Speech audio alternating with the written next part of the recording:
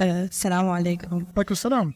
How does sabr and trusting in Allah looks like in practice when you are going through a really difficult time? Like, say you hoped and planned for something and it didn't work out, and now you're like just overpowered by your emotions, and you try, like, you know that Allah has the best plan for you, but in that moment it's just so hard to realize. And what can like one do to realize that? Okay, so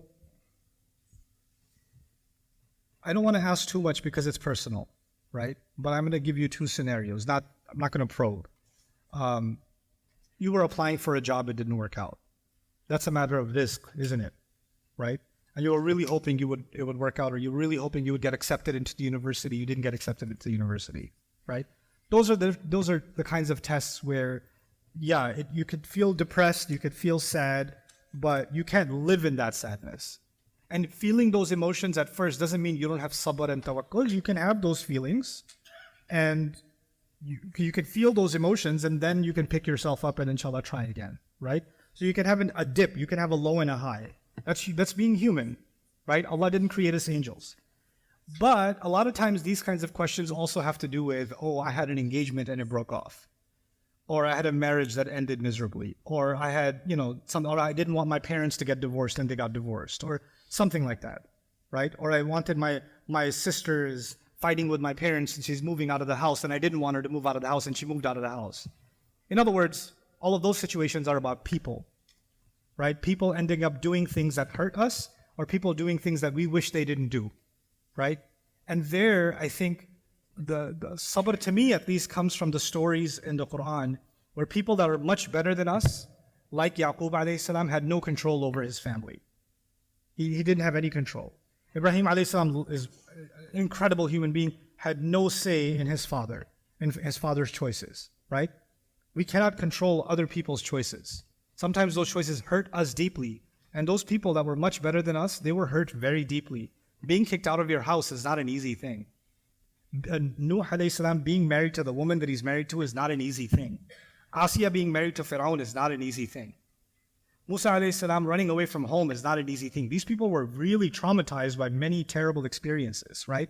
But Allah taught us through them that we can only control what is within our grasp, and we have to learn to let go what isn't, right? Because in the end, inna lillahi wa inna ilayhi raji'un, this is what we say when a musibah strikes. Alladhina idha asabatum musibah, inna lillahi wa inna ilayhi raji'un. Whenever something strikes them, they say we belong to Allah, to Him we're going to return.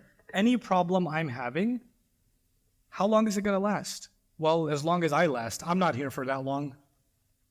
And when I think about the grand scheme of things, this problem isn't as big as I think it is. You understand? And of course, Allah has given us hope too. Inna ma'al usri yusran. After every difficulty, there is great ease. Now, you just put yourself in these shoes. How much did the companions love the Prophet ﷺ? Right? And when he died, how devastated were they? And in that moment, for them to believe, Inna ma'al usri yusran, because the Quran is still there. The Quran is still saying with difficulty comes twice the ease. That's what the Quran is saying. And they were devastated, they were in tears, they were broken, but their faith allowed them to heal from that and move forward. Right? And Allah created so much ease for the ummah afterwards. Right? So that's just this life. It's just going to come with trials and difficulties. Allah has made us mentally prepared that life isn't going to be easy. He said it many, many times. And we all have trials. Don't believe somebody else has an easy life because they have an easy life on Instagram or on TikTok, right? Or somebody just, those influencers that say, I'm going to talk to you about the blessings of Allah subhanahu wa ta'ala. That doesn't mean they are just showering in blessings every morning and they have no issues. The moment the recorder goes off, what is that? You know? So we unfortunately, sometimes we run after things that are not as real. They're actually fake. But we believe them to be real because somebody else has them, so that they must not have any issues. They must not have any challenges. You have things that are causing you hurt. The person next to you has things that are causing them hurt. I have things that are causing me hurt. Everyone has them. Everyone has to deal with their own pain. And so Allah tests people differently. But the problem is we don't see the other person's trial or we don't see that their trial is exactly the same as ours, so we start saying, how come Allah is not testing them, He's only testing me? Or how come I couldn't have it easy like they have it easy?